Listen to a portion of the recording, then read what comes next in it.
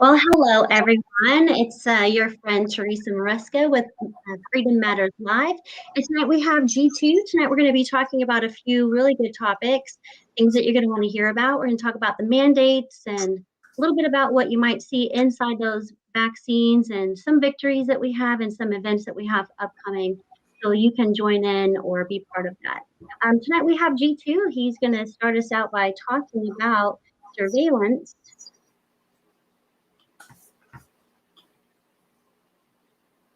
Welcome, G2. Hi, how are you tonight? All right. How about yourself? I'm doing very well, thank you. All right. It's a crazy world we're living in right now. You know, it's really. Go ahead. It's really remarkable when you look at what's going on in our nation and around the globe between the virus and the vaccines and the mandates, the economy, ships trapped offshore for 4 weeks, unable to unload, inflation now raging at a huge level, the disaster in Afghanistan. And the one thing that our government is most focused on is the threat posed by things like free speech. In August, around August 13th or so, the Department of Homeland Security put out a new release and said it's really an update on terror, the terror bulletin update. And in that terror bulletin, they identified the number one threat to this nation as its citizens. Anyone who disagrees with the mandates to lock down our country because of the this virus game. Another one that they point out is anyone who thinks there was election fraud makes you now you're a domestic terrorist. Right. So we're at a point now where just speech itself is enough to categorize you as an enemy of the state. Right. Our teachers, our parents our parents are enemies of everybody because they're standing up against critical race theory and the school boards, right? Or the mandates even. So if you stand up for freedom, you are automatically a terrorist. Well, that's right. I mean, the school board letter was altogether shocking. To have something like the National School Board Association ask the Department of Justice to act against parents simply because they're showing up to meetings and speaking, and to have the Department of Justice respond within 24 hours. It's unimaginable to the American people. It's simply unimaginable that this could happen. Isn't Merrick Garland's son-in-law promoting critical race theory? Isn't that maybe the potential reason why that was done so quickly? It would seem that when you threaten a bureaucrat's child's income, they seem more motivated. Right. Then everybody becomes terrorists against them because they won't make their money, right? That's right. That's exactly right. I mean, to have, the Attorney General even, to me, it's just frightening that the Attorney General's family is promoting critical race theory. Something came out of the Frankfurt School. It's a Marxist ideology. It's got nothing to do with equality and freedom and prosperity. This is a hardcore Marxist ideology being pushed into the schools by the Attorney General of the United States' family, his family. This is incredible. Right. This is something we never would have seen. We could have never imagined just 10 years ago, 5 years ago. But then again, 5 years ago, Australia was a free country. And last weekend, the Australian police lined up in a skirmish line and advanced upon a crowd of citizens sitting in a park in flip-flops, T-shirts, and shorts, singing Australian songs, and opened fire with beanbags and rubber bullets, and then chased them through the fields, through the park. That was a scene that we would have only seen in a really bad B movie just a couple of years ago, and now we're seeing it live. It's a terrifying time. It's very disturbing. Very disturbing. I've seen some of those videos. This is very disturbing. I am not surprised though. When my daughter was old enough to get the HPV shot, I spoke to her family pediatrician. And I was asking, okay, so can you please give me some more additional information on it? Is it safe? And I had heard some different things by researching it on my own. And the first thing that he said to me was that Australia was looking to mandate it. And so now I look back and I'm like, wow, no wonder why they're mandating this vaccine as well for everybody. And so Yeah. crazy. So that was about 3 or 4 years ago. Even the fact that Australia would mandate that vaccine, that's insane. That Right. that makes no sense. You Yep. know, and if you talk to people who have had bad experiences with vaccines, of course, we're told, they're crazy, right? They're crazy. Now, there's a system called VAERS, the Vaccine Adverse Event Reporting System, that we're all very conversant in, right? We all learned about this. We know what's in it. And if you look back at 30 years of records, it's 1.5 million records of adverse events that have occurred, right? 1.6 now. So they must have just updated. I bet this just updated in the last day or so. Um, and in that 1.6 million, that's 30 years of records. Harvard study done just a couple of years ago says, well, that can be as little as 1% of the actuals. So take that times 100 and you might have what happened. But if you report any kind of an adverse event, it's in your head. It's this, this psychosomatic illness. How can it be impossible that a vaccine has a negative outcome? Mm-hmm. And then when you think about the vaccines that were introduced years ago, the Jonas Salk polio vaccine and these other things, those technologies were nothing like what's been rolled out now.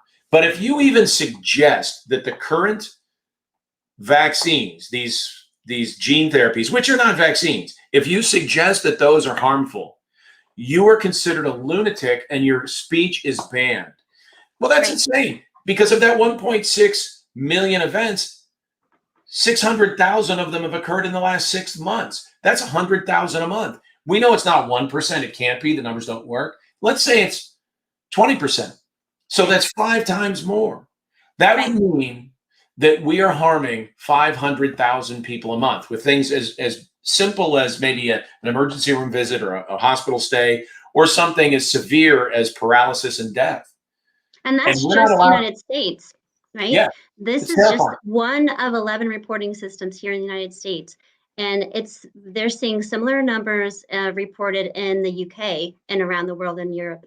Absolutely. But if you say that, your speech is censored and you're a terrorist. I can tell you right now, I am living that right now. I am banned off Facebook, even though we're live on Facebook because someone else set this up. I am personally banned for 30 days because I posted a 35-second video of Dr. Malone talking about how none of the kids should be getting these vaccinations because they are causing cardiac issues and they are permanent issues. It's not like, oh, you have a little arrhythmia that eventually goes away. These are permanent damages that these vaccines are causing. And I was banned for 30 days for posting that 35-second video. So I get to go back on November 1st. We'll see So what you're Attorney posting General. facts. So for the first time in American history that in modern American history, posting a fact, stating a fact makes you a terrorist and your speech is banned. We've never lived in this world before. Today there was an NBA star or athlete, I don't know if he's a star, but a gentleman came out and said that he'd had gotten blood clots that had ended his season and maybe his career. And yet the NBA feels empowered to force them, their employees, their guests, and their players to take this experiment. And if you say that that's not a good thing, your speech is banned and you're a terrorist. This is just bizarre. So when you start going through this, it all starts circling back to how do we communicate? I don't use Facebook. I've used it in years past for this or that, to say hello to people I hadn't seen in many decades. I remember the first time I logged on, I started getting this thread about somebody I hadn't seen probably in a very long time, who was going out that night. Now I live in a different city. I can't join them, right? It wasn't really that fascinating to me to follow their preparation. Their hair was nice. It was wonderful. I was really happy for them. I really didn't need to walk that journey. So I'm not a natural Facebook person probably, but I won't use Facebook because while it's a way to connect to lots of people, they hate everything I care about.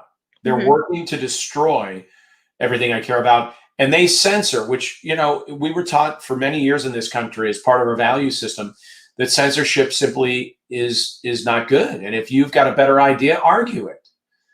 Right. And they don't accept that. And then, of course, you've got Twitter. And everyone is aware of the Hunter Biden story that came out of the New York Post just before the election. Twitter decided no one could post it. Everyone who posted that was banished for anywhere from a day to a week or permanently. Right. And This is one of the largest news organizations in the country. This is clearly a valid story. They labeled it Russian disinformation and banned it. The only thing that was the only lies told were told by Twitter. So when you boil all this down and you come back to it, say, well, how do I communicate then? And I think that's an ever more critical question as this happens. Now, if you've got Google Mail, which is incredibly common, Gmail, you don't own those emails. They are not private. They are surveilled. They're surveilled for commercial purposes. If you write an email with a word in it that is something they can advertise to you, they will advertise to you. But they also surveil them for political content. And if you send an email that Google doesn't like, there is a chance that it simply will not arrive. It will never be allowed to arrive. So we've got millions and millions of people on Google Mail, Gmail, on Yahoo, and these other mail systems where they believe, well, gee, it's free, so it's good, but yet they're not free to communicate. There are emails that people are sending that we can track that have just simply not been delivered, will not be delivered. Google stops them. Gmail, of course, is part of the same system that has Google Docs. And if you've got a Google Doc, there was a Google Doc that somebody did on the virus and the vaccines, or as I call them, the spike, right? Right. And that document, protein. What's that? The shedding protein. Yeah, there was a document that somebody prepared, and it started to become very popular. It was getting a lot of hits. So Google took it off of Google Docs. Their document was gone. They no longer had the document they wrote. They thought they owned that document. They don't. Google owns it, and Google can do anything they wish with it. So when I think about this, and I started thinking hard about this a couple of years ago, I said, for the average consumer, I'm not talking about, high-tech people are going to build their own servers and make things happen. For the average consumer, there has to be a better way to communicate. There has to be a better way to get on the internet and minimize your footprint. We know that if you click on a website, you could be tracked by as many as 15 or even more companies, which may include 5 or 6 Google companies, a number of Facebook companies, and many companies you've never heard of, who track your every move and then cross-track your behavior across websites so they can report that back to someone. They own that data, you don't. They sell it for commercial purposes. They give it to the government without request. They don't need subpoenas. All of these major companies feed constantly data to the ODNI, to the federal government. Why does the federal government have the right to see your emails? Well, they don't, except they made some laws that may set aside the Fourth Amendment.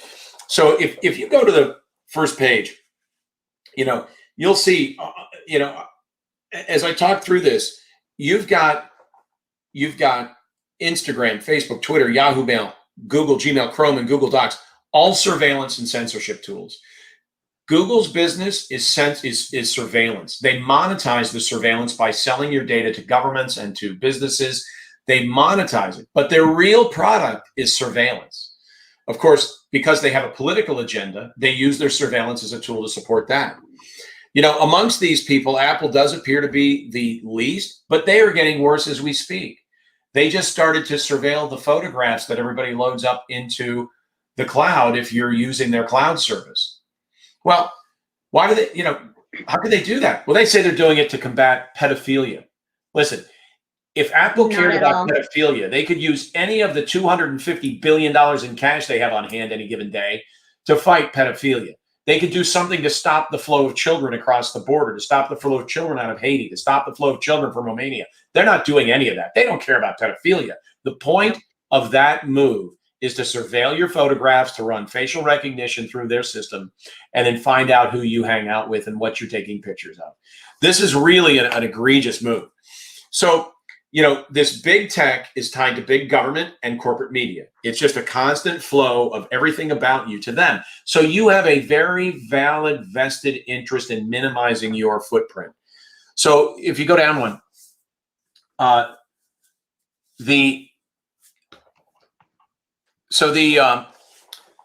the way I look at this is to consider my internet infrastructure. What really is it? How do I access that internet? Of course, you got an ISP. If you're on your phone, that's Verizon or AT&T. You got a potentially, you could be using a virtual private network. We'll talk about that in a moment. Your browser, the search engine you use. Are you using Google? Well, that's a surveillance tool. The AI assistants like Siri and Google Assistant, if you've got those on and they're listening all the time. The apps that are tracking you, your email system we just talked about. How do you text? What social media are you doing? And how do you store files and share them? These are all really critical questions. If you go to your internet service provider, the next slide, you'll see that the internet service provider you use sees every site you go to. They track every site you visit. They track how long you're on these sites, and they sell you. So again, it's your cell phone provider, it's your home internet service provider. And if you're out in the world at a store, at an airport, and you log on to those free networks, that's your internet service provider. And in those cases, that's someone who definitely doesn't have your best interests at heart. They have no restrictions on what they track and no restrictions on what they do. And of course, if you're on an insecure network, bad actors can penetrate your phone or your iPad, your laptop, and they can come in and do bad things like steal your information. So using the open Wi-Fi networks creates risks that really are not wise to take. So the best solution when you're traveling, and this is what I do, I use my cell phone as a cell phone, right? Not connected to Wi-Fi when I'm on the road. I connect up to the AT&T system or the Verizon system, whatever the phone system is I'm using. And I use that as a hotspot with any other electronic devices. I never connect to the free networks in stores or in airports or coffee shops. Never. It is far too dangerous to do that. So that's the best solution when you're traveling. Use that. Now, there's a way to enhance that, which is with a VPN service, a virtual private network. A virtual private network is really a good tool. So if you think about what this is, right? When you go into the internet, your internet service provider tracks you. Everywhere you go along the path tracks you, and everybody knows what you're doing. Well, if you don't want your internet service provider to be able to sell your data, you've got to get around them, or in the case of VPN, kind of through them.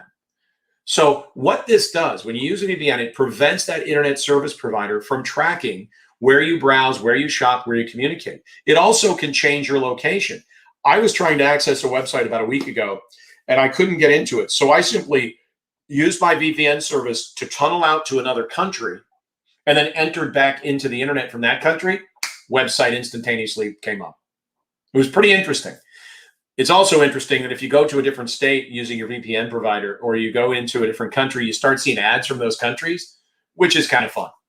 But but when you think about a VPN service, you got to think about what the key issues there are. First of all, trust. If you switch to using a VPN service, then that VPN service is going to be the one who can now track your every movement. You can go to the next slide. Okay. Now, what would be the difference between using like an incognito window? Is that still tracked as well? Do you mean a private browsing window? Yeah. So private browsing will lessen the fingerprints you leave behind, but your internet service provider still is taking you out to that location. So you're using a private window. It helps block tracking, but they know where you are. So if your internet service provider is trying to figure out what you look at so they can sell you to somebody, they still do that. Okay. Right? So, but when you use the VPN, think of it like a tunnel that tunnels out through your internet service provider system, connects to a server somewhere else, and then goes out to the internet for there, so they can't see where you are. Now that means your VPN provider can. So when you get a VPN provider, you really have to think carefully about who you're going to pick. Do they have a lot of servers? Are they in good locations? How fast are they? And are they keeping records? A lot of VPN providers don't keep records. So if the government or some commercial entity tries to get your records of your browsing, they can't, because they never exist, because they don't log your activity. That's critical. Of course, cost. There's a wide range of costs in these things. And then jurisdictions, right? In the world that we live in now, there are a lot of interconnected intelligence agencies who are nefarious. And there are two groups called Five Eyes and 14 Eyes, which sound a little spooky because they are. And those are nations that cooperate with the U.S. intelligence community to track people. So if the CIA wants to track you, they don't have to do it from here. They can simply call an intelligence agency in one of these other countries and have them track you. Then they're not breaking the law. That agency will simply forward your information to the CIA, right? Wow. You got to think about the jurisdiction you're in. Is it part of these groups? And then the privacy laws. If you go to the next slide. So the Five Eyes countries are Australia, Canada, New Zealand, the United Kingdom, and the USA. Well, those make sense. These are longtime allies. The way this is used, though, is really nefarious because they don't have restrictions on what is viewed of the citizens of those countries, how they're surveilled, or how that information is shared. You know, as we could tell from the Russian collusion hoax, the FBI is a little bit careful about when they surveil. So they'll go to, maybe if they want to spy on somebody, a FISA court and put in fake evidence so that they can get a fake warrant so they can do surveillance on somebody for no purpose whatsoever. That's why the attorney at the FBI pled guilty to submitting false evidence to the FISA court a couple of years ago. We all remember. Yep. All right. So there's a little bit of care, but if you're in the Five Eyes countries, they're tracking you. If you're in the 14 Eyes countries, they're tracking you. And the 14 Eyes countries are more than 14. So if your servers are located in this country, if that's where your ISP is, that ISP is subject to these intelligence agencies gaining your information. Now, Switzerland is not a member of Five Eyes nor 14 Eyes. So that's an important consideration. And I would say somewhere on these lists should be China. I mean, they are trying to get information on everybody, right? Well, they're not in Five Eyes or 14 Eyes. These are cooperative. These are our friends that are spying on us, right? China's just a bad actor who's hacking in, right? China, Russia, and isn't it Moldavia that we had a candidate quite worried about once? I want to say yes. Yeah, and so you know, I think carefully about where I'm going when I'm trying to consider what VPN to buy. And if you think about popular VPN services, one that's become very popular recently is Proton VPN. That's in Switzerland, not part of 14 Eyes, and Switzerland has very strict privacy laws. Now, ExpressVPN is very popular, but it's in the British Virgin Islands, which are part of 14 Eyes. So they can spy on you from there, right? Now, there are no data retention laws in British Virgin Islands, so they can get rid of your data. They don't have to log you. They're not required to log you, so that's a very good thing. And that may be why people are comfortable with ExpressVPN. NordVPN is in Panama. I don't know much about the laws of Panama, but you know, Panama is the country that sold the rights to China to put a military base on each end of the Panama Canal. I'm probably not going to do a lot of business in Panama. Viper VPN is in Switzerland. That's sort of a new one. Surfshark, IP Vanish is one that's becoming very popular. That's in the US, not 14 Eyes. It's the big eye. And then CyberGhost, which is in Romania. So when I look around and see where all these places are, of course, they got servers all over the world. The question is, where is home base? What laws, what jurisdiction do these companies fall into? And, you know, if you look at the diagram on this slide, you'll see what I mean when I say it's like a tunnel. So from you to the VPN provider's server, it's an encrypted flow of data back and forth with that server that your ISP can't read, right? That's why VPNs are so popular. Once you get to that server from your VPN, you then go out to the internet from there. That's a really good diagram of how these things work. And you get right around blocking by corporations or by the government. They can't block what they can't see. So I love using a VPN. Now, with a VPN, that basically means that you can get information that they're sharing in other countries that our current media here will not show us, correct? Oh, yeah. Oh, right. So I was trying to figure out something related to the virus. So I just simply switched the country that I used for my VPN. It's quite simple to do. And I went to that country's internet and hit it directly from inside the nation. It was great. It's wonderful. That's how some people who are being deemed as misinformationists, so we want to call them, that's where they're getting their information. They're getting real data and real information, real news from other countries, and then bringing it back here and then being restricted based on, you know, quote unquote, misinformation and spreading misinformation. Exactly. That's right. You know, anything that Google hasn't censored is apparently misinformation. Right. So, right. And YouTube and Facebook, and they all Oh work yeah. together for sure. There's a doctor that YouTube promotes. I don't know if he's a real doctor, but it's the guy that they say is a doctor on YouTube. And you read it, you watch his videos. They're silly.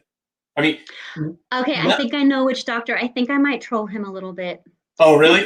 I don't know his name. I've watched one of his videos and it was almost laughable, ignoring all the facts that we know, ignoring everything that's happening around the world. It's easy to find out.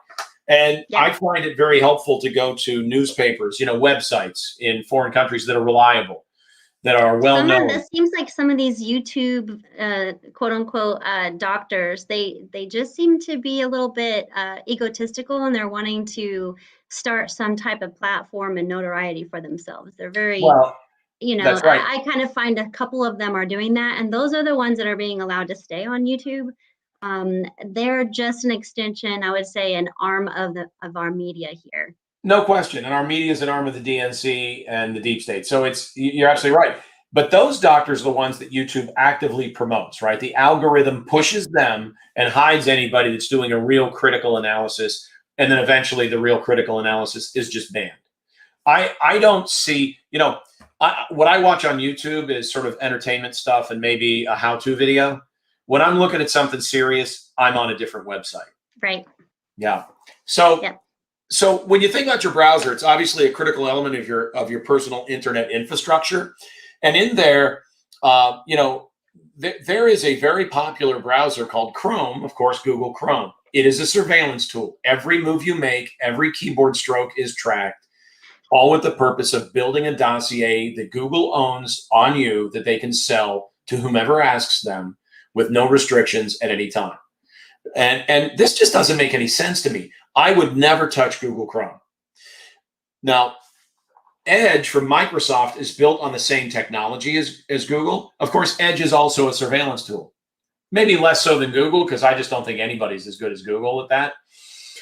But Brave is an independently built browser that uses the Chrome technology that people are accustomed to using. But it has a focus on privacy. And Brave has built-in blockers for cross-trackers and cookies. And it actually keeps track of how many cross-trackers it's blocked. It's fascinating once you get a cross-tracker blocked to go look at the report on a website and see who tracks you from that site. Wow. The Wall Street Journal app is one that people pay to use, so they think it's pretty safe. Wall Street Journal's app is reporting your every move to at least 6 companies. 5, maybe it's 5 to 6 companies, not one. And when I learned that, I was really deeply offended. I'm paying you. This isn't not a casual browse, and still you got to sell my data. It's unconscionable to me. But that's because I believe in the Constitution. I believe in the Fourth Amendment. I believe in personal privacy. I believe in the right to not have an illegal search and seizure of your assets. I think this is offensive. So Microsoft Edge has multiple levels of security you can select. Brave is really highly rated. There's a lot of positive press on Brave. A lot of people who are real privacy focused like Brave. I use Brave. I also use Safari. Safari is the built-in browser that comes with the Mac operating system and on all the iOS Apple mobile devices. Safari has some built-in cross-trackers. They actually enhanced Safari's protections a couple of years ago. If you go in and set it up properly, you can get some benefits out of Safari. Now, Mozilla was one we all used to use with an eye toward privacy and an eye toward independence from Google and an independence from Apple and everyone. But if you track what their management team's been saying for the last couple of years, they are global leftists. They are globalists that support this leftist, autocratic kind of government. I will never touch a Mozilla product again. Then there's DuckDuckGo, based in, I think, Scranton, Pennsylvania. And DuckDuckGo used to be based in Philadelphia, got run out. They are really a great browser, and they also have a great browser, and they have that browser for mobile devices. So you can get it on Apple devices, iPhones, and iPads, and you can get it on any of the Android Google devices. So I like DuckDuckGo, and it's a great browser. When you're done with a session in DuckDuckGo, there's a little flame symbol at the bottom of the browser. You hit that, and the screen sort of catches fire and it wipes out all the data from anything you visited. Your entire history is cleared. It's Oh, that's super simple. fantastic. It really is. So I use DuckDuckGo, I use Safari, and I use Brave. And by using the three of them, I'm hoping that, I'm using them each for the uses they're most effective at. And I'm sort of making it a lot harder for anybody to really track me. I just have no interest in being the property of Google. The Onion And browser, isn't Google asking you for all of your information? I mean, they're saving your credit card information, yeah, they're saving they keep asking me to update my birth date, which I've never given them and I will not give them. yeah, But I did look, I'm an Android user, and so I did look in Brave private browser. There's an app for that one too. yep, So yeah. that's really good. I have not used that, but I am a DuckDuckGo person, and I'll toggle between the two to search for things, and you'll see a big difference. If you try it and test it out, go to DuckDuckGo. If you're on your browser, just type in DuckDuckGo. It'll take you there. Search for something there and search for the same thing on Google and see the difference. Really, That's always really fun to cool. do. If you've got two browsers open, it's easy to use the two different search engines. Yeah, Yep, the results are different. The only complaint I have with DuckDuckGo's search engine is that I still can't figure out how to get rid of Wikipedia and Yelp. Now, I know the world loves Yelp. I don't. I I, I, don't. I don't want to see the world through Yelp. I don't understand why these gatekeepers are in my way. And Wikipedia, I wouldn't want, Wikipedia has been a joke for a very long time. There's nothing reliable in Wikipedia. So that's my one complaint. I'd like a no Yelp, no Wikipedia button in every search engine. Right. So, you talked a moment ago about DuckDuckGo as a search engine, but remember, it's also a browser on these mobile devices. There's a DuckDuckGo browser for Android. So if you're using Android, you download DuckDuckGo and Edge, or rather, and Brave. You've got two different browsers you can use. And on the next page, we talk about search engines, and much of the world still uses Google search engines. I really don't know why. I think it's hard to get the right information. I went back and tried Google's search engine, I don't know, a couple of months ago, and I was shocked at the garbage that I was looking at. It's a different world than the world I'm accustomed to seeing. So I would say everyone should get off the Google search engine, go into your browser, go into settings, find the search engine, and pick anything other than Google. Now, Bing, that's made by Microsoft. It's not a really great search engine. It's not effective. And again, we're back to DuckDuckGo, which is really the best for privacy. I'm sorry. Yeah, DuckDuckGo is based in Paoli, which is it's in Southeast Pennsylvania.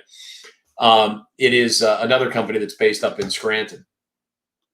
But DuckDuckGo is a great search engine. I use it all the time. I use it on every device, and I have a different outcome now than I used to have.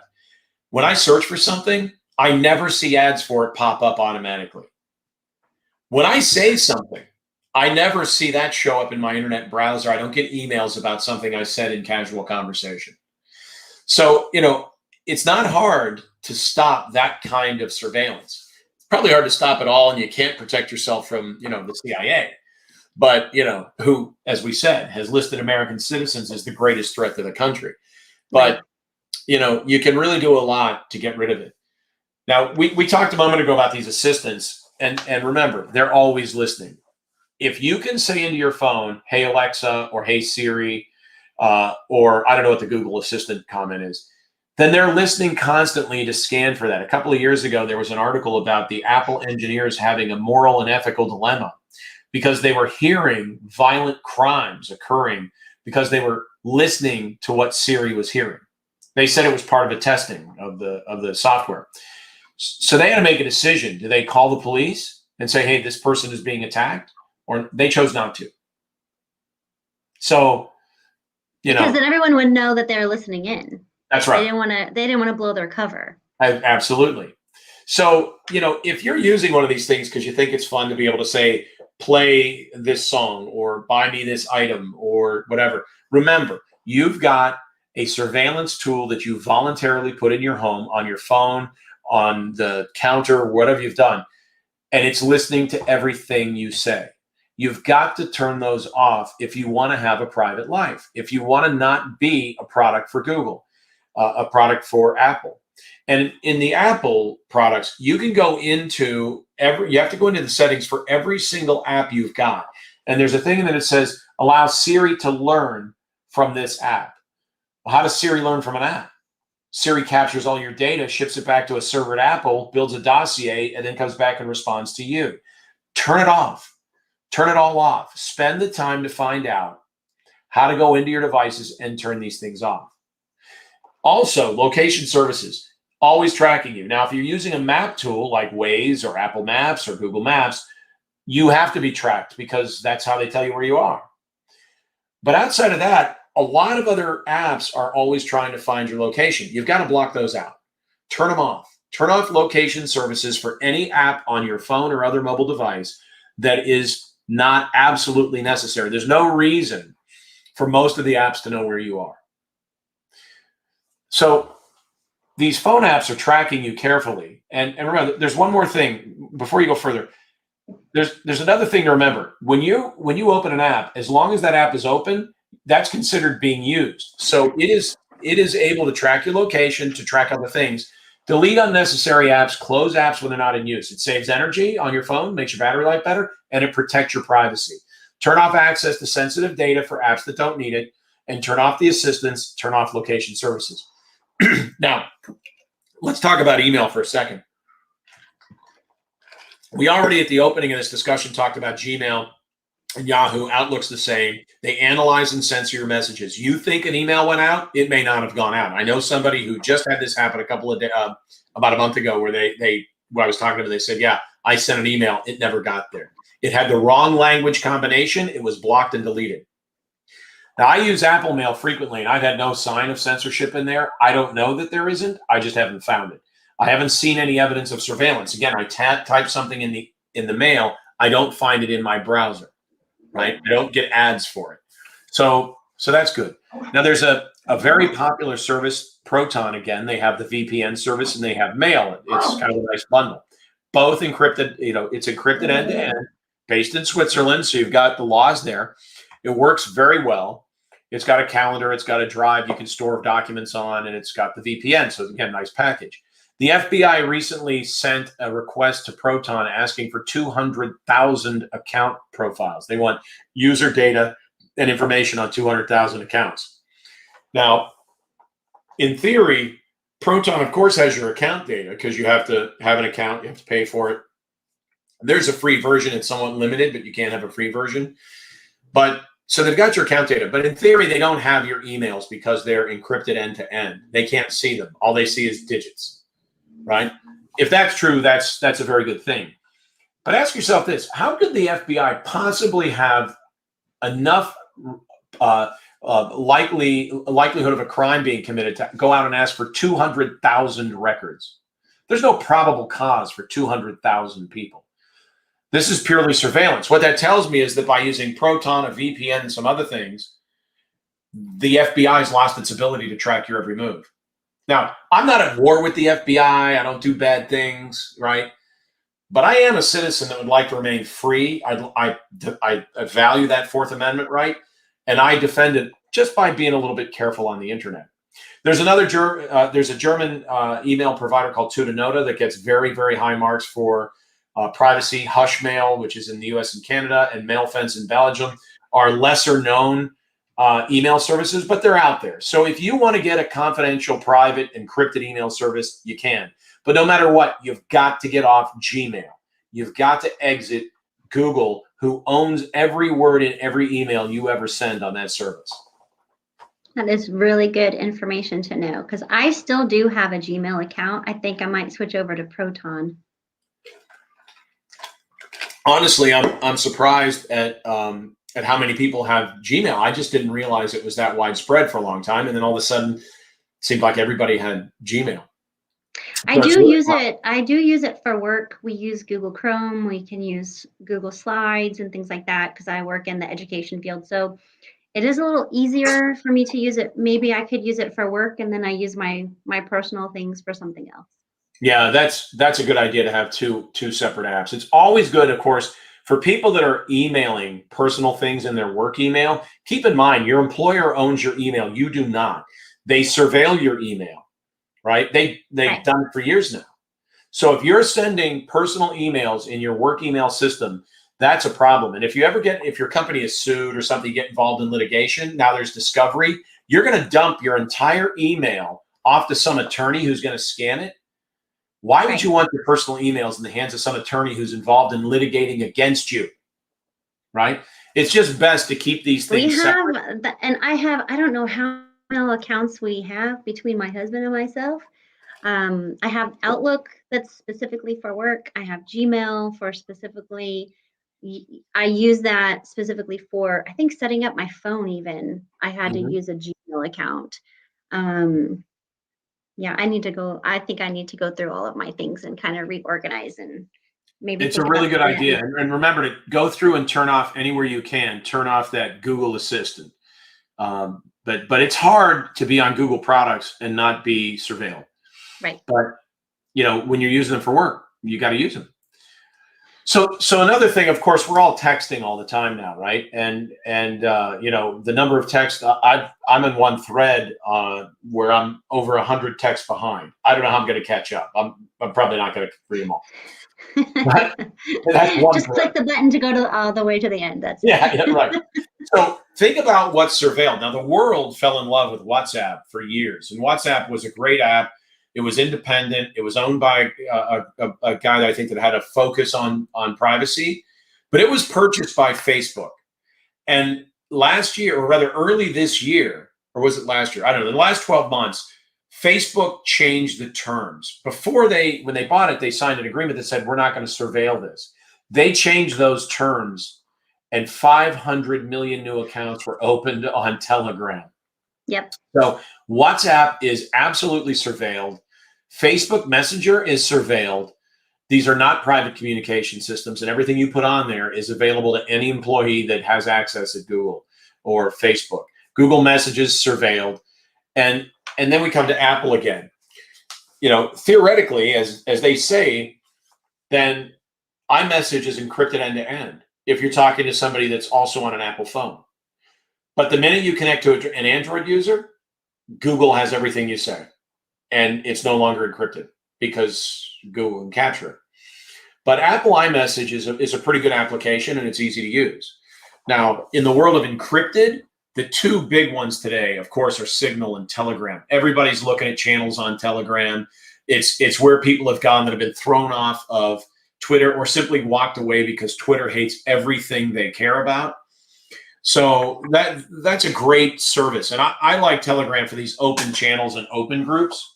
Signal is a very good app as well. It was actually created by the team that built WhatsApp. They got their billions from selling WhatsApp, took it and built Signal. It's owned by a sort of a charity, not a charity, but a trust. It's excellent for closed, vetted groups. So if you're going to communicate with people you like and you're going to be able to speak freely, using a Signal group is a good thing to do. Now, there's one coming that I think is going to get really strong, and I think it's going to be popular in the future. That's Threema. I think Threema also in Switzerland. Signal is not, by the way, and Signal is hosted on Amazon Web Services, which I do not like at all. But it's encrypted end to end. Theoretically, Amazon can't see it. Threema, though, is Swiss-based and encrypted, so you get the benefits of the European and Swiss laws, and you get the benefits of full encryption end to end. So I'm going to keep an eye on Threema because I think it's coming. Another one is WickerMe US. You don't need a phone number to start with it, which is very good. Fantastic. But yeah, that's really, really good. But I don't think WickerMe is very widely in use at this point. But I'm going to keep an eye on encrypted services because, again, as somebody who just, as a matter of principle, values my privacy, I will only use encrypted texting services to communicate with friends and family. Right. Do you feel like sometimes you ever get drop calls because you're talking about something that maybe they don't want you to talk to someone about? Well, I will tell you, I was on a phone call this evening with some people, and I heard a helicopter overhead. And it didn't occur to me at the time, but I said, oh, it's really loud now. There's a helicopter overhead. And later I thought, I wonder if they think I'm being surveilled. So I don't lose calls because I'm talking about things they don't like, or I would never be able to use the phone, right? Because I talk about, things that the government would prefer we all ignore. But I wouldn't be surprised if that's happening. And I wonder if it's not dependent on the phone, because as we know, you say something on the phone, it shows up in a search the next time, or you get an email about it the next time you open your email, you're being surveilled, right? I've never experienced that though. So going then to social media, I mean, this is I know pretty obvious, but you know, if you're on Facebook, Instagram, YouTube, and Twitter, remember you're doing business with people that hate you. They hate everything you care about. They hate your nation. They hate your Constitution. I don't like doing business with people like that, so I try to avoid them. So who can I replace Twitter and Facebook with? Of course, Gab is a great one. Gab does not have apps in the App Store. They've been banished from the App Store, which is a really good sign that it's a good independent company that's protecting your privacy. They now have a social media section, which they've had for a long time. It's a really nice Twitter replacement, but they also have Gab TV. So more and more videos are popping up on Gab TV. They play beautifully. It's a great platform. I like Gab a lot. The problem with Gab, of course, and the problem with any Twitter alternative is that the volume on any of these is just a small fraction of the volume on Twitter. CloudHub is one that I was talking to somebody recently that they're using. I know people like it. I've never touched it. And there's a new one called Patriot Online.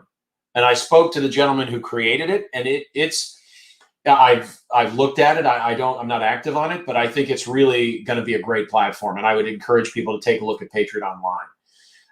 Getter is one we're now hearing about. It's one that's been put together by former associates of Donald Trump. I created a Getter account and then found out they were using Amazon Analytics, or rather Google Analytics. So I just dropped it and have never used it. But I hear great things about Getter. I'm not as familiar with it.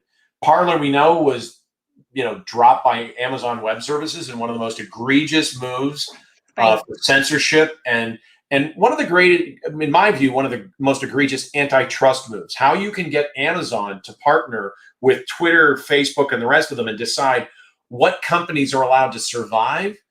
I can't imagine that's not collusion and is some kind of a RICO or antitrust move. But as we know, federal law doesn't apply to any of these companies, so that's okay.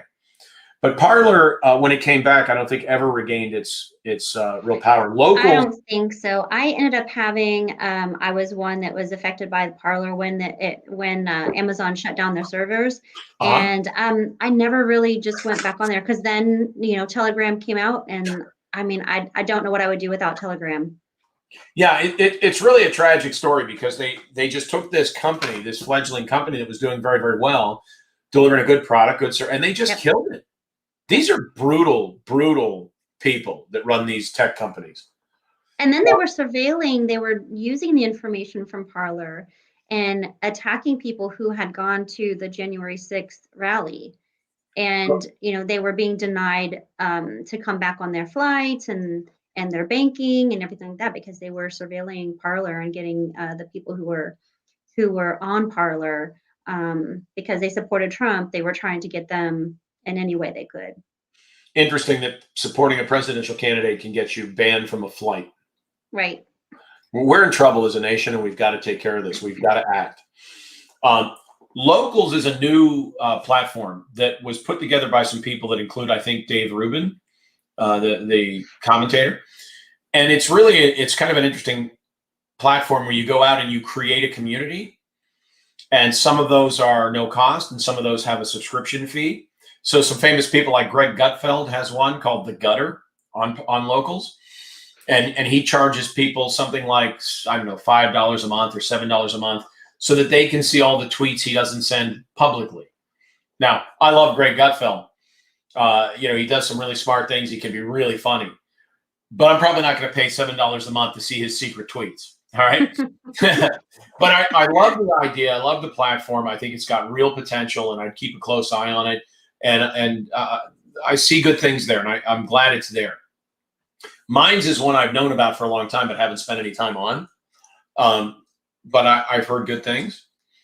The other question, of course, as we talked about earlier, is how do you get off YouTube? Rumble is doing very, very well. I've begun to hear things about censorship on Rumble, but I have not seen it. I've seen, I've seen videos on Rumble that would make the average YouTube employee sit down and cry. Right. So Rumble so far is doing really good. BitChute's doing well. Gab TV we talked about, and Odyssey is popping up more and more. And I'm very excited to see 4 or more really good platforms that can replace YouTube. They don't have the content, they don't have the volume, they haven't been around as long, but they're good companies, good platforms. They work well, they display well. They're just great. Now, do you know of any other YouTube replacements that you're using that are effective? I'm Bitly. Is Bitly? I think maybe that's just a. I might be saying that wrong. There are some. Maybe it's just a website. Hold on, Bitly.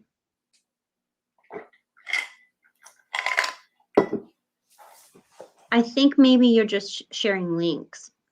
Okay.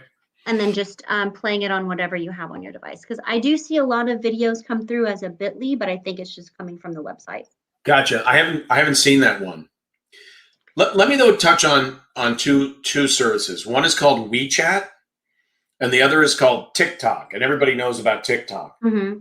Those are owned, run, surveilled by the CCP. If you're doing business with TikTok, you're doing business with the Chinese Communist Party.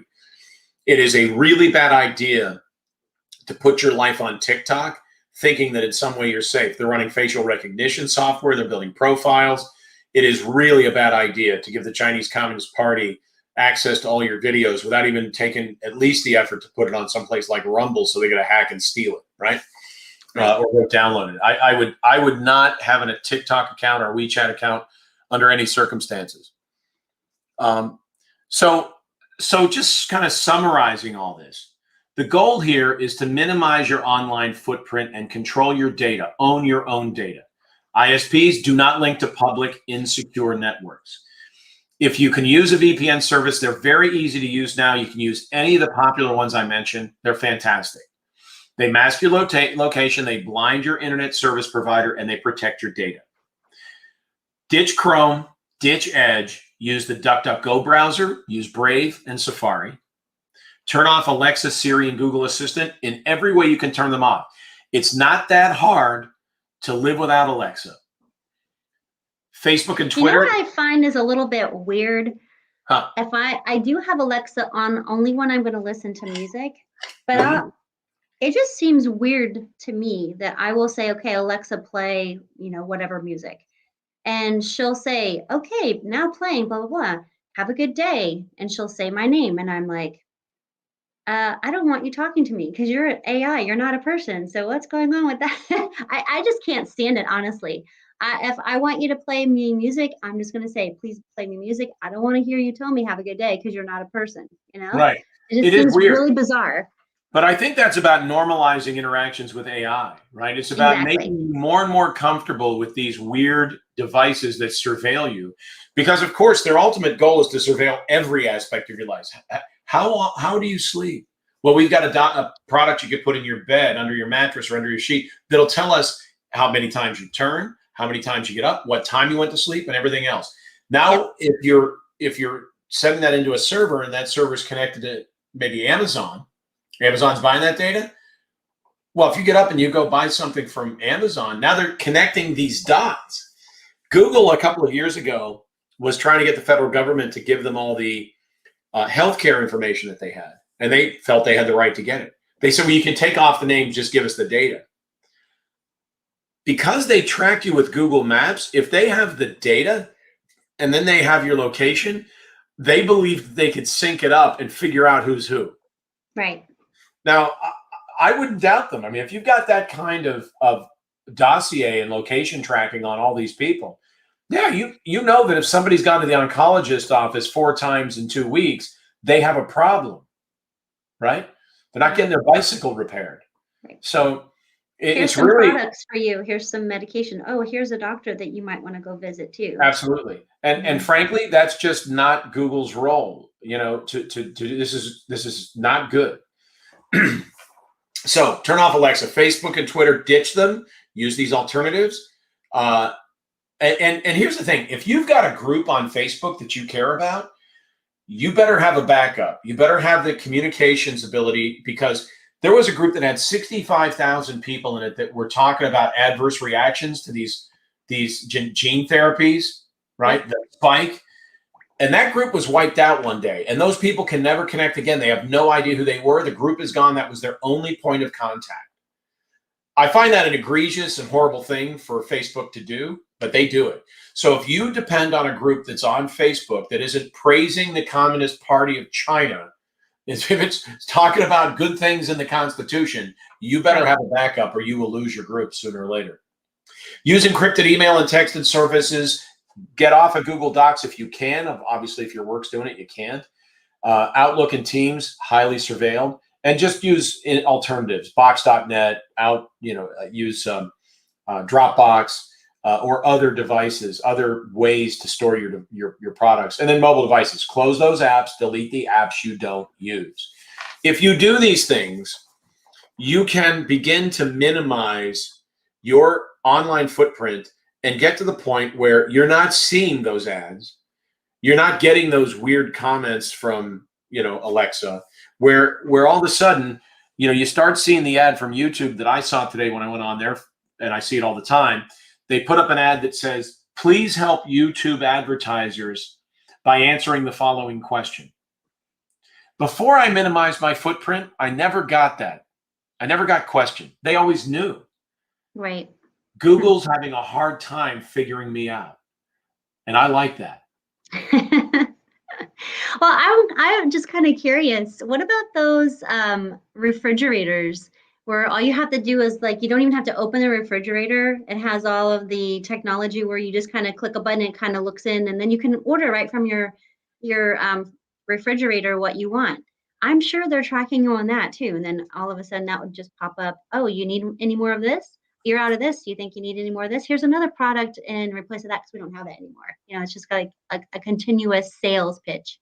Absolutely. And you got to ask yourself, okay, who owns that data? Well, it's whoever the refrigerator company contracted with. Mm-hmm. The refrigerator company can get it, right?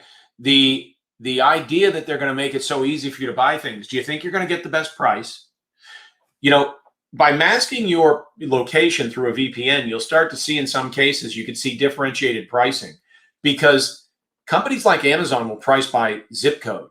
They'll price by where you are. Certain zip codes get charged more, some others less. It depends on the competition. It depends. I'm not sure what their algorithm really is, but there is location-specific pricing. How do you think the pricing is when they're looking into your refrigerator, knowing that you are so, I don't want to say lazy, but obsessed with convenience, let's say, that you won't even make a list to go to the store. You're not going to get great pricing on that. That will cost you in your privacy and your pocket. Yep. Well, this has been some fantastic information. I can see a couple of changes that I think I'm going to make even myself. So I appreciate you coming on tonight and sharing all of this with us. Was there anything else you wanted to share? No, I think I like to talk about these things because I'm dedicated to this. I think it's important for the American people to take control of their lives again. And you cannot have control of your life if someone else owns your data, if someone else has a dossier and you're being surveilled, and if you step out of line and all your communications go down. So I think it's important to have secure comms, and it's important to think carefully about these people we do business with that hate everything about everything you care about. And it's, for a lot of people are like, well, it's really convenient. I don't even have to think. I just see it on my phone. Well, you got to look at the bigger picture. It's just not about the conveniences. You have to look at what their underlying motive is. And once you figure that out, might frighten you.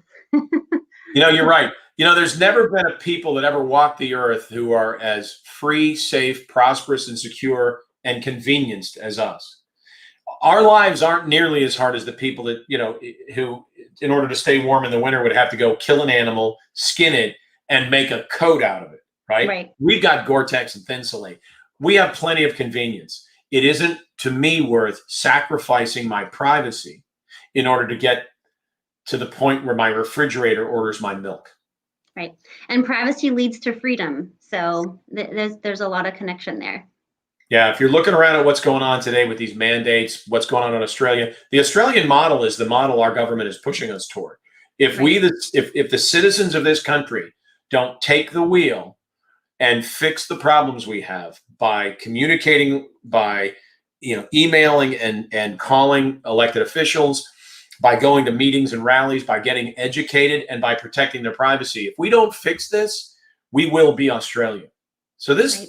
there are real implications here. Right. And get that VPN so you can go see what's really happening in Australia, because we're not going to see that through our media here. You can go on Telegram and there's some things that you can see on there, but you might find a lot more getting that VPN. Yeah, and listen to ads in Australian is pretty fun. Yeah. Right. Hopefully they're subtitled. If you just in case you can't understand it. Sometimes it's hard. I love listening to them. Me too. I had a student from Australia one time, quick story, and they do things a little different there. So he would use the F word in class. And once I had a conference with his mom, she's like, oh no, that's just a normal everyday word. So I'm like, well, he just has to kind of tone it down here in school. He's a fourth grader. So Wow. just tell him not to say it anymore, because he's like, F this, F that. But really, yeah, really fun, really fun. They're just great people too. So it breaks my heart to see what's happening to them right now, because there are some people that are trying to stand up. But man, there's some tyrannical government things going on over there that is just pretty scary. And I think you're absolutely right. If we allow it to continue to happen here, it's going to get just as bad. Yeah. So that kind of brings me to my segue about the COVID mandates and everything like that. So you can feel free to stay on with me, but otherwise, I can let you go if you have some other things to do as well. I've got another 10 minutes. Go ahead. Okay, fantastic. I'm going to try to go. I usually spend a good time on COVID updates, as my friends here know, but I'm going to try to share just some highlights of some things that I was able to find. And I'm going to be using something that you don't want me to use. We just talked about this, darn it. All right. So I follow Dr. Peter McCullough. He was a former Pfizer CEO. He is internal medicine, a cardiologist. He's out of Dallas, and I will trust someone who has nothing to gain out of providing truth to the public. So anything he has to say, I'm all ears. So he says that the COVID-19 vaccines result in far more deaths in just 10 months than all other vaccines combined for the past 30 years. So as we pulled up the open VAERS earlier today, I think it was 16,315. So this is just a little bit outdated.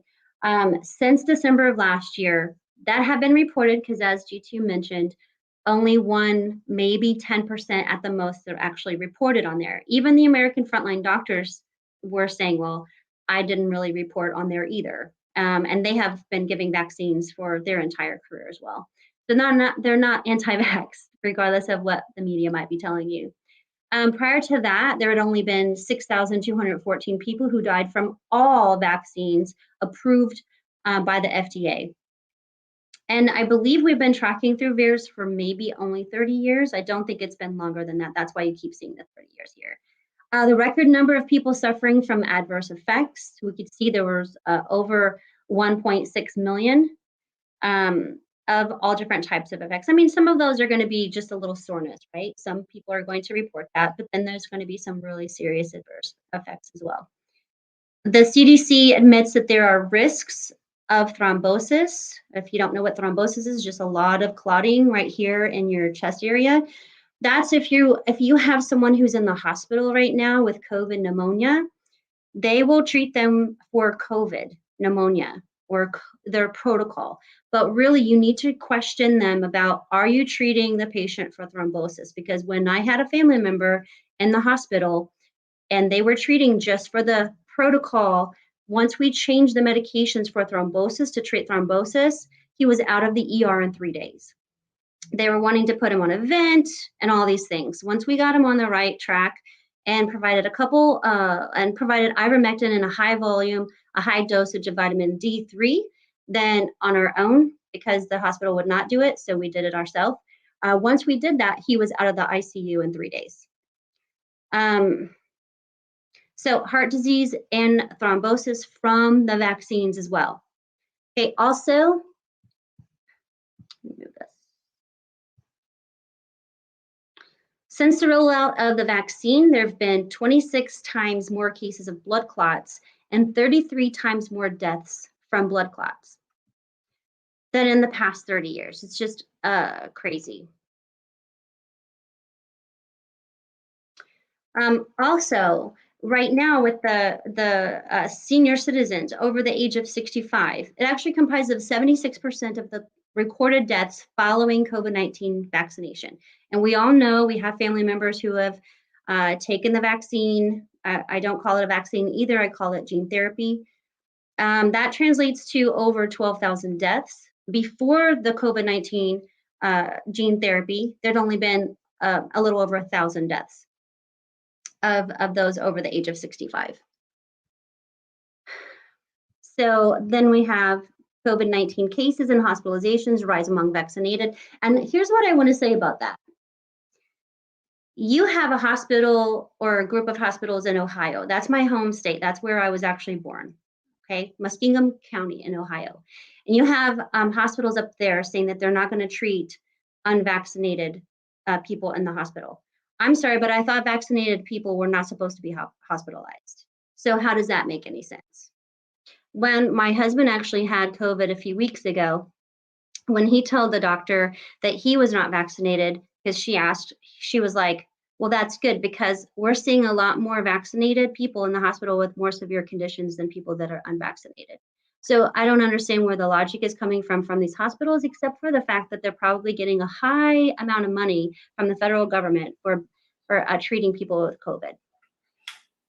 And if they're going to get more money because you have a higher risk and a higher adverse effect because you're vaccinated, well, guess what? They're going to take you over someone who's unvaccinated who will probably live through it anyway. So are they safe and are they effective? I saw this earlier. It was actually shared by one of our other FMAG members. And I thought it was really funny. So I'm going to stop sharing for a sec because I have to share my audio. Bear with me just a second, folks. Yep. There we go. All right. Let me share this video. Don't do that.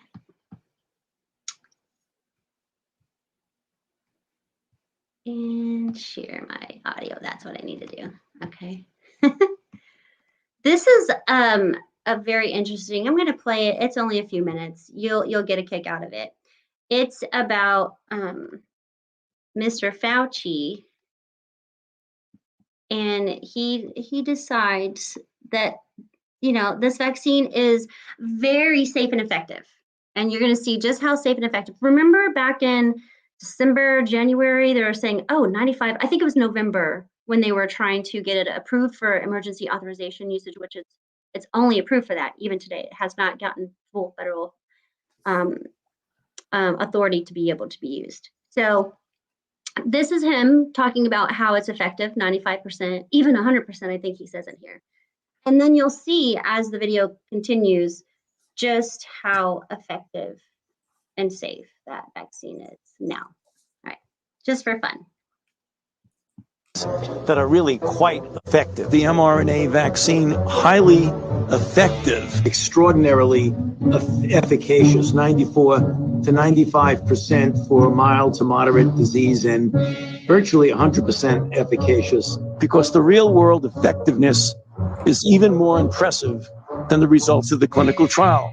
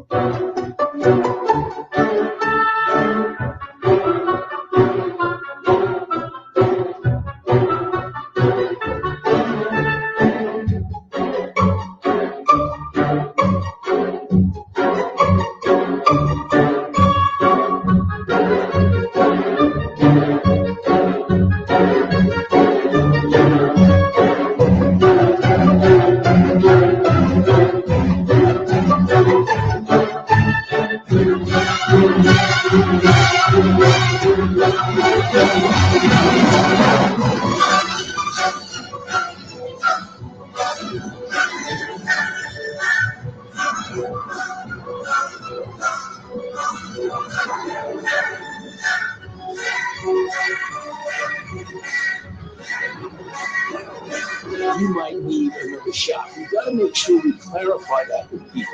It has nothing to do with whether or not it's effective. We know it's highly effective.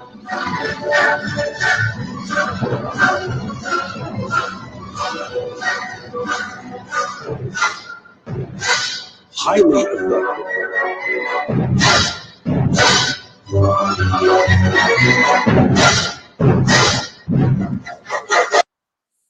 Highly effective, highly effective. And whoever put that together with that music, it was perfect.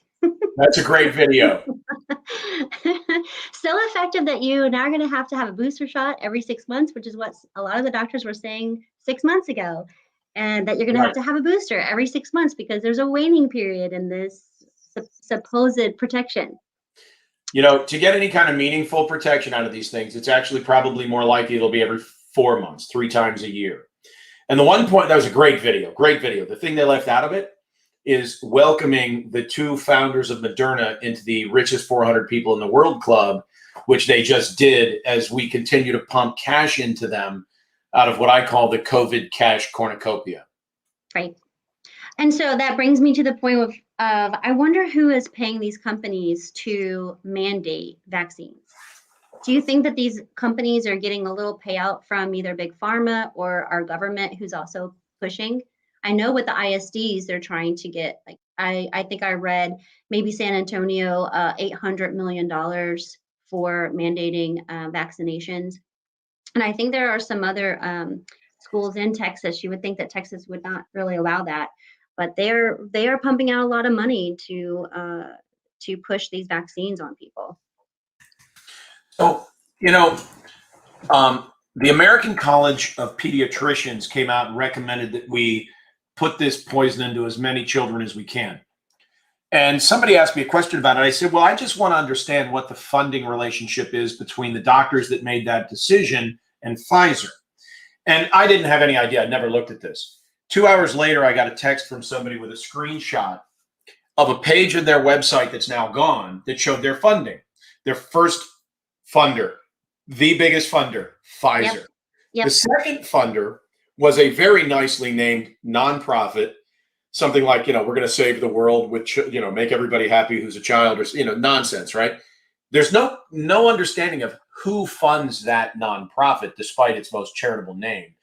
But it's clear that when you look at the list of donors, they get money from companies who have an agenda. It's very convenient that the American College of Pediatricians supports the spike when in fact the spike supports them. Right. And then unfortunately, the donors for even our local media, we saw that they are definitely outbidding other people, and so that's why their narrative is being pushed even by the media. So as you know, there was a rule many years ago that these pharmaceutical companies could not advertise directly to consumers, and when that changed, they became the largest source of advertising dollars for most media outlets. What's really surprised me recently is that now we're getting ads that say that have a really catchy name, one of these names they make up for the drug. It says, this drug, ask your doctor if it's right for you. They aren't any longer telling you the disease that it's supposed to cure. They're just advertising the name with a nice image of somebody swimming or fishing in a beautiful river or, you know, doing some really great life activity. But they're not telling you even what the drug is designed to address. This is egregious. This is crazy. But there's so much money in these drugs. And of course, everyone's now familiar with the idea of regulatory capture. The last 3 chairmen of the FDA now work at Pfizer. Yep. Got me, right? One of them works as the senior medical officer at Moderna, and one of them works at the investment fund that invested in the Moderna mRNA technology. Yep.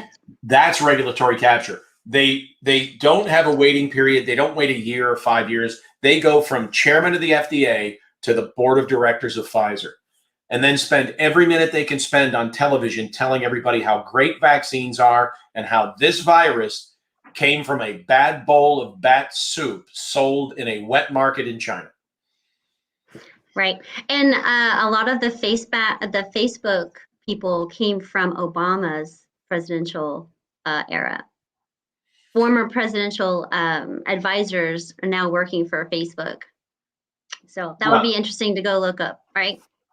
Yeah, this is astonishing. You know, the amount of time someone did a review of the visitor logs for the White House to see how often Google was there. They were there constantly. Why? Why would any company have to be in the White House more than on the rare occasion? There's no reason.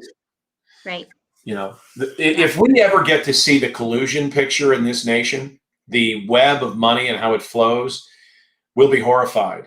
But there is no logical reason for us to develop and follow the COVID practices that we're following. If you look, as you know, at Uttar Pradesh, you look at Uganda, you look at any place in the world, you see that the more closely they followed Fauci's advice, the higher their case count, the higher their hospitalization rate, and the higher their body count.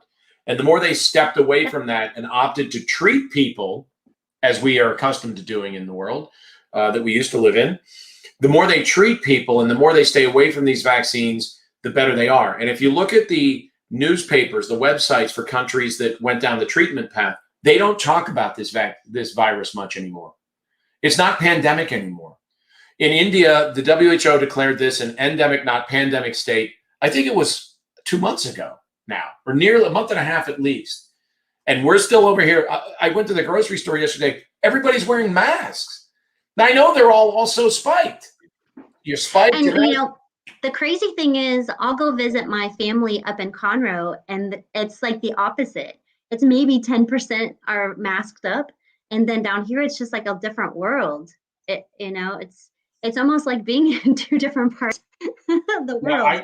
I was in the Northeast recently, and it was shocking to me the way the culture is. People out on the street walking with a child, hand in hand, in the open air, fresh sunshine, fresh air, sunshine, and they're all masked up. It breaks my heart. We used to run and bike on a trail that's not too far from us, and it takes us to a bigger park. And even 5 months ago, 6 months ago, we were doing that, and people were walking outside with their friends with their mask on, or biking with their mask. And I see it too, because I'm an educator, so I see them riding their bikes in the morning to school, and they're masked up, and I'm like, please, why are we teaching these kids that they should be afraid of fresh air? Yeah, this is insane conditioning that we're doing to this nation and to its children. I can't imagine being on a bicycle and trying to suck wind through this mask. I had to wear a mask in a meeting recently. It was the culture of the company. Right. And I could barely speak, and I noticed that they speak very softly and their masks never move. My mask is, it's interesting. I mean, and I don't think they're any safer than anyone else. No. I've read at least, because I'll follow the FLCCC. If you go to FLCCC, I know I've shared that before, .net, you can look at their protocol, and even their doctors say they do recommend wearing a mask, but it only protects you if you're going in somewhere for at most 20 minutes. So if you're going inside and you are in a room full of people and you're there for more than 20 minutes, you're already breathing in everyone else's oxygen or their air, their expelled virus, if they have it, because it's too small. It's going to go right through your mask. Yeah. So, yeah. If you can smell pizza, you can get a virus. Right. All right. I'm going to share. I have a couple videos too. These are disturbing. So I'm going to share one, but I love Dr. Kara Madej. She's on the Stu Peters show occasionally. She's also on the Dr. Tenpenny's Critical Thinking. If you find that on Rumble, I believe it's Critical Thinking or Critically Thinking. I can find it to make sure I tell you guys the right one. But anyway, they have a podcast every other Thursday, and those podcasts are fantastic. They're like the Dirty Dozen band, I guess, doctors, but they know what they're talking about. They've been working in medicine from different aspects of medicine for their entire career. So I trust Dr. Kara Madej. She was asked to look at samples of the vaccine. So she looked at the samples of the vaccine, and she's sharing some photographs with Stu Peters on his podcast. And what she found were somewhat like little creatures. One was just kind of sitting there. The other one was kind of moving around. Oops. And then here, Dr. Frank Zolowiski, or I don't know if I'm saying his name right, Zelski. It's subtitled, so when we watch that, we'll watch just a little bit of it. He found that of 3 vials that he was studying, 2 of them were just nothing but saline. So this tells me that we are still in the trial phase, because I do have a psychology degree, my bachelor's in psychology, and that was like rule number 1 when you're doing any type of experiment. You have to have a placebo. So your placebo is just a simple saline solution that's not going to harm anybody. And he did find that in a couple of the vials that he was testing. It was just nothing but saline. He could see the little salt crystals. And then he did discover something that was actually growing in a true vaccine or gene therapy, whatever you want to call it. So it's kind of disturbing, but I do want to share it. And this is through Rumble. So I'm going to probably skip through just a little bit of it, though, just so we kind of get the pictures. There we go.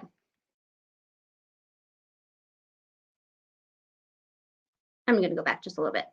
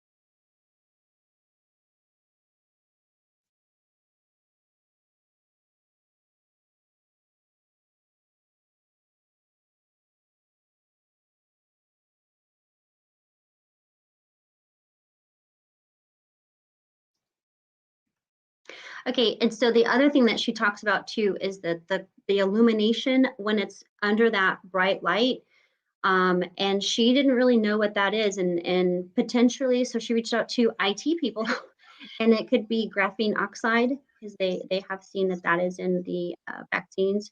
This from Dr. Zelowiski, this is pretty interesting as well, but you'll have to kind of read the subtitles. Now, in this one, he is presenting to another group of doctors.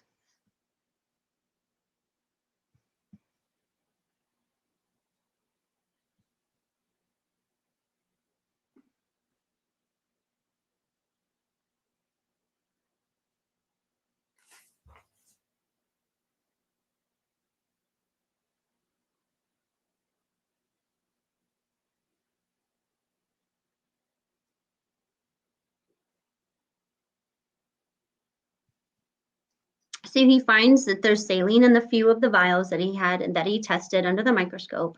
I'm going to kind of fast forward. Here we go.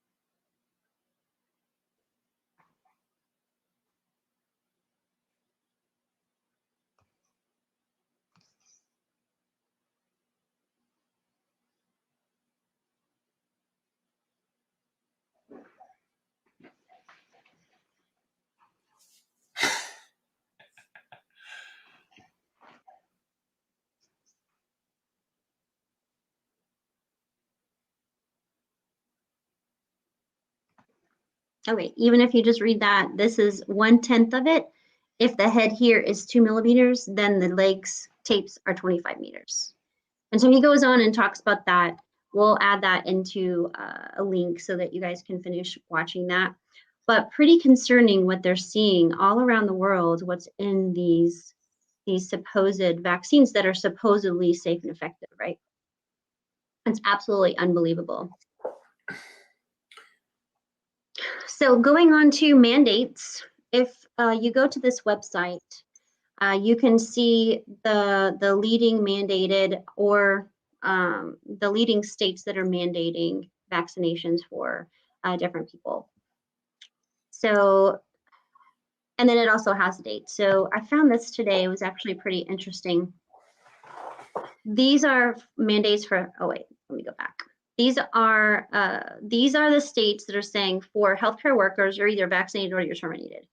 And we already know that in upstate New York, if you've been paying attention, there are hospitals that are saying, well, if you mandate or if we mandate these vaccinations, we're not going to be able to survive at all because we won't have a maternity ward because all of our doctors, none of them are vaccinated and they're all willing to walk off the job. And so you see Colorado, Maine, New York, Oregon, Rhode Island, and Washington.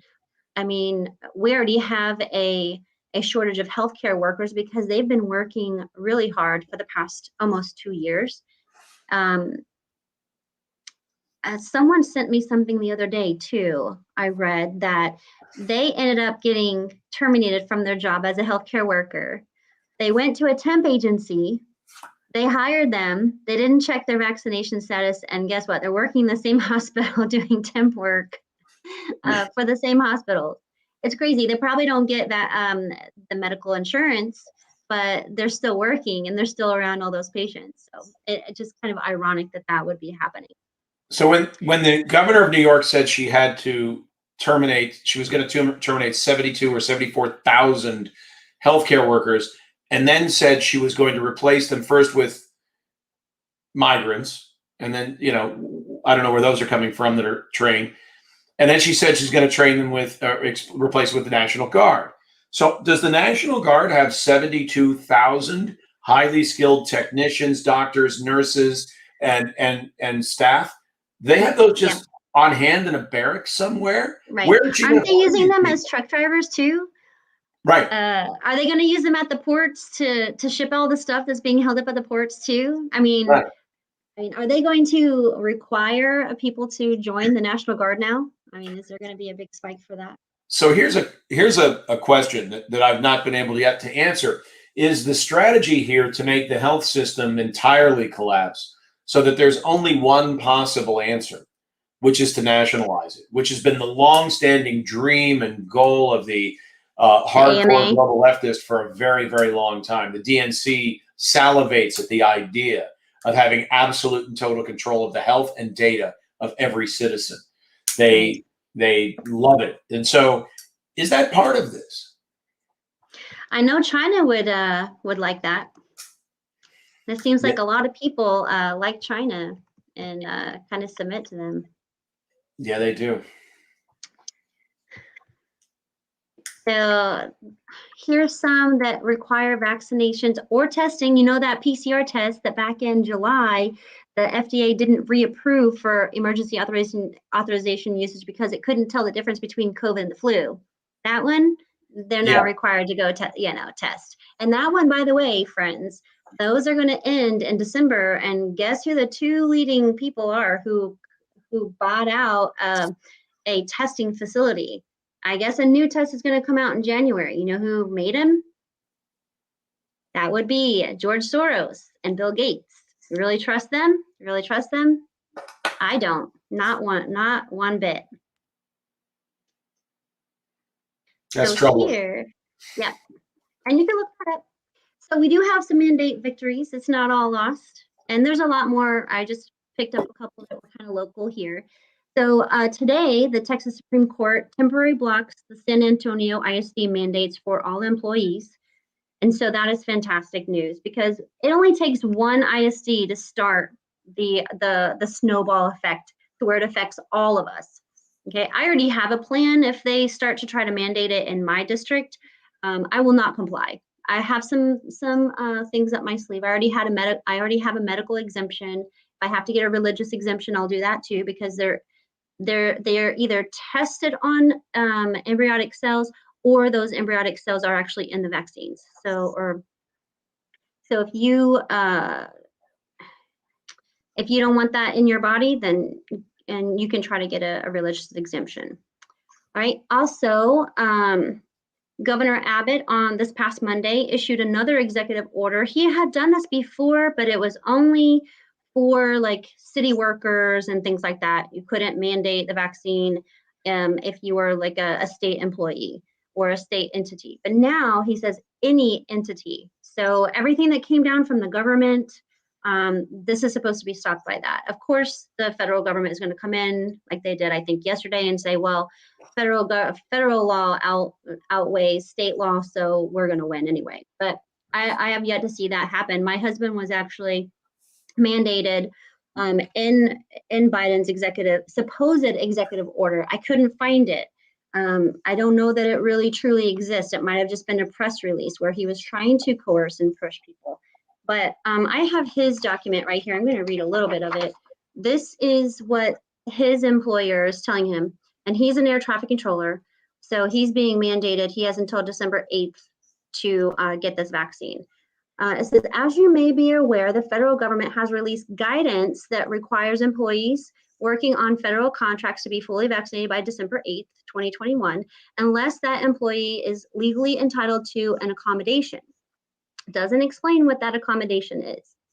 In accordance with CDC guidelines, a person is considered fully vaccinated 2 weeks after receiving their final last vaccination.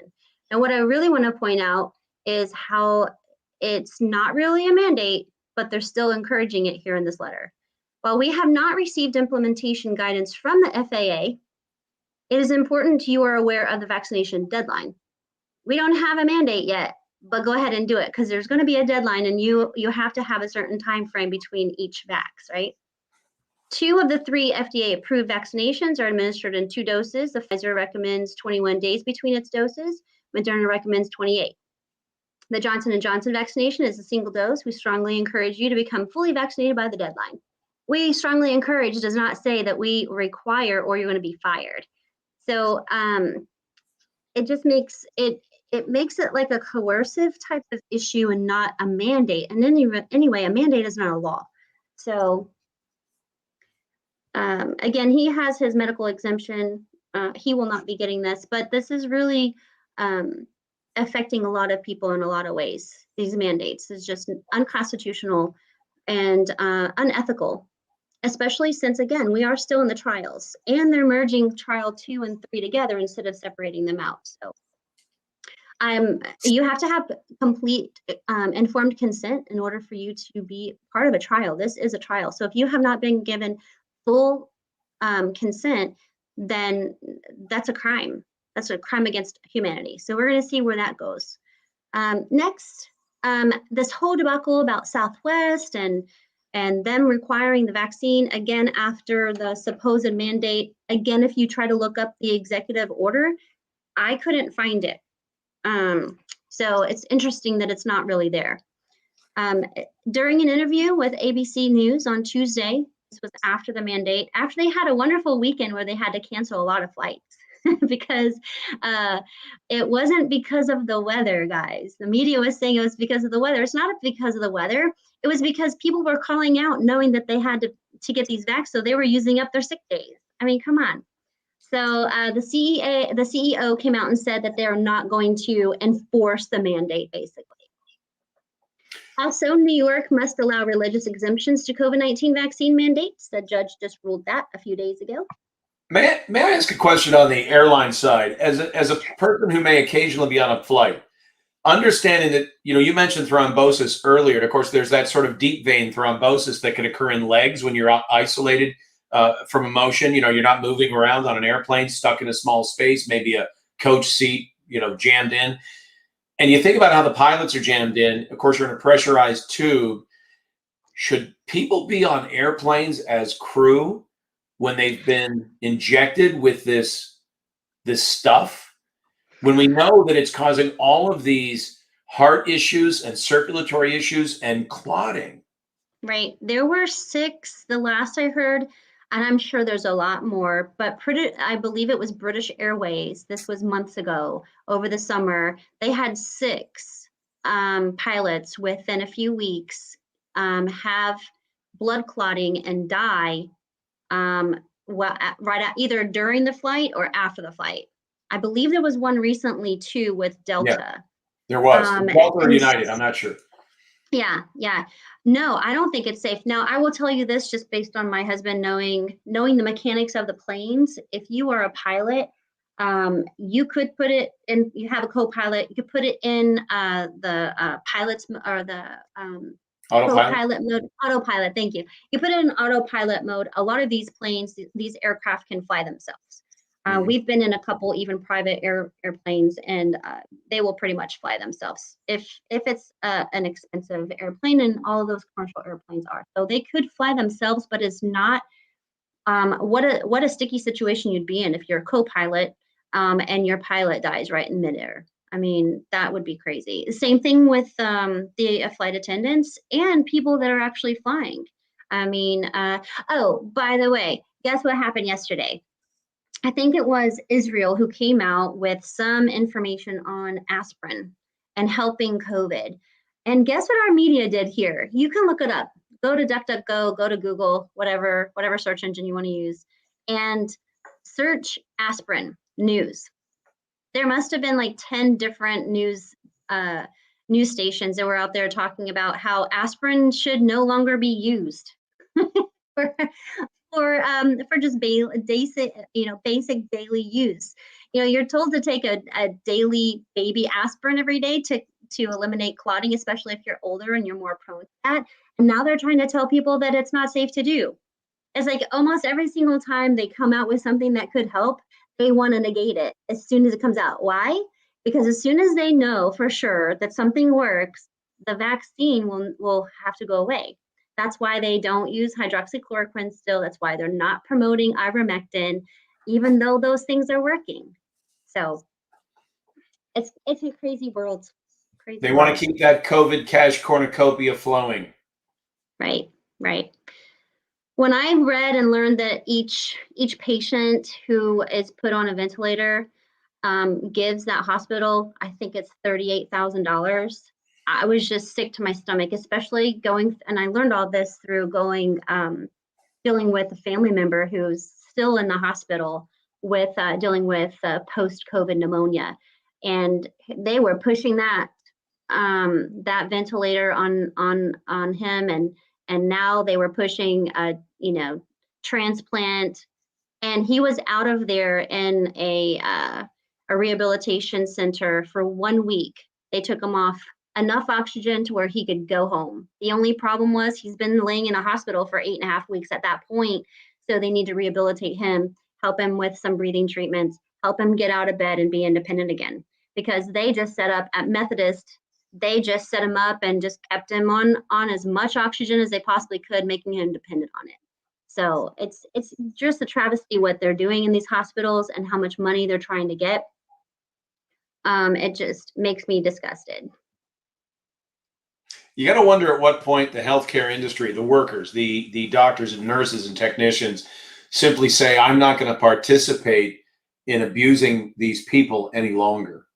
Right. At what point that, they're seeing the vaccine damage, they're seeing the injuries and death. They know that if somebody has a heart attack within 2 weeks of getting that spike, they're probably going to be counted as a virus death or as a heart attack, but never this. They know. They're seeing it every day. I've had healthcare people tell me this. I've heard them say it publicly. They know. At what point do they realize that the hospitals and the nursing homes and the government cannot fire them all? At what point do they say, I'm willing to risk my golf club membership fee, right, that I might not be able to afford a year at the club because I'm not going to do this anymore? It's really shocking to me. And anyone in this country that still wonders how the Nazis got the good German people to do the horrible things they did, I think we have our answer. They threaten your job. They fill you with fear. That fear is then attached to something like the unvaccinated. Right.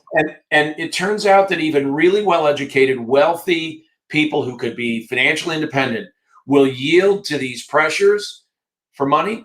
They'll yield to the pressures to avoid being criticized.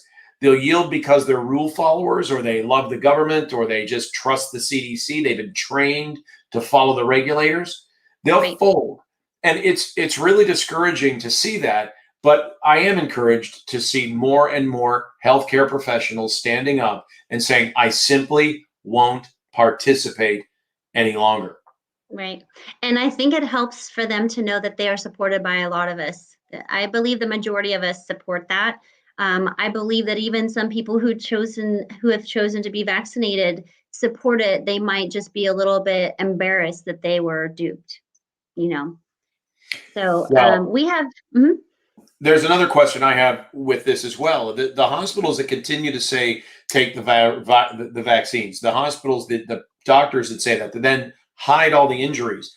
Well, they're the ones that recommended this thing.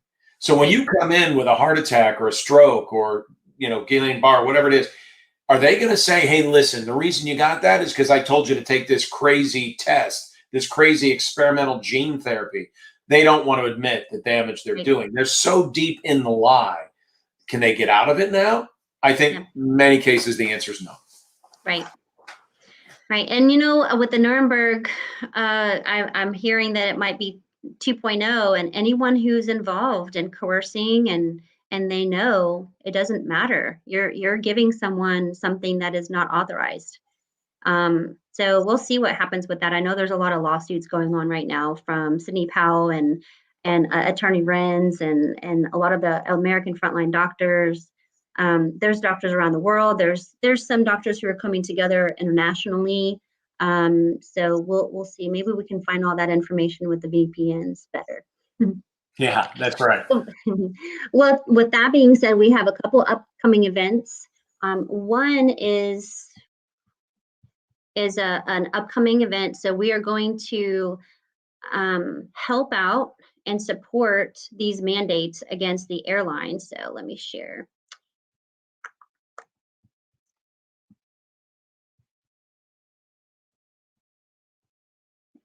Get I have two screens here. All right. So this is an upcoming event this Saturday from 10 a.m. to 2 p.m. Bring your signs, flags, and come to the intersection of Greens Road and JFK Boulevard, just outside Bush Airport. We are going to be supporting the pilots, stand up with the pilots and their employees over these mandates. So if you can come, please do that. And then there is a phone number here at the bottom, 281-787-2115, or you can text Cindy that information. There's limited parking available, so you might want to carpool with somebody or a big group of friends. Bring your flags and everything, decorate your cars, make it a fun event. Okay, we'll see you out there on Saturday from 10 to 2.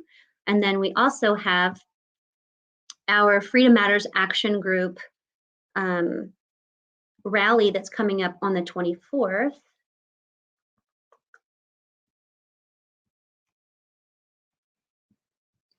And so save the date on October 24th in Sugar Land City Hall. That's actually where I got started with Freedom Matters Action Group. I went to their event that was back in March. I am so glad that I did, because I'm around like-minded people who I can actually have a conversation with, who are not going to tell me that I'm a crazy person because I have questions and I think. And so it's a wonderful event for you to bring someone who maybe doesn't have the same opinion as you. You already have your opinion, so bring some other people, some family members to come out. There's going to be some doctors who speak. We have some other politicians who might be out there, some people that you might want to follow and get to know. You might even want to vote for them in one of the upcoming elections. So there's going to be a lot of things going on there. Freedom Defenders Rally is October 24th. There's going to have we're going to have live music, and we're at 1 o'clock, and then we'll have speakers starting at 2 p.m. So we hope to see you guys there. And G2, thank you so much for joining us tonight. We went pretty far, so thank you for those of you who stuck with us. I'm just going to check and see if there's any. Okay, very good. I'm just going to see if there's anybody who has a comment.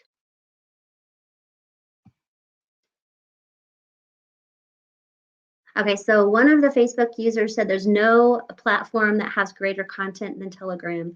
It is the grand champion of rich content. I can agree with that. I haven't used some of the other ones yet, but so far you can find a lot of information. The really great thing is you can search the information too for specific information, and you can share it through text or emails, or share like the videos that I shared with you tonight came right from Telegram, most of them. All right, guys, thanks for listening in. Thanks, G2, for joining us tonight, giving us that wonderful information on surveillance and communications there. You're welcome. Have a great night, everybody. Good night. Thank you.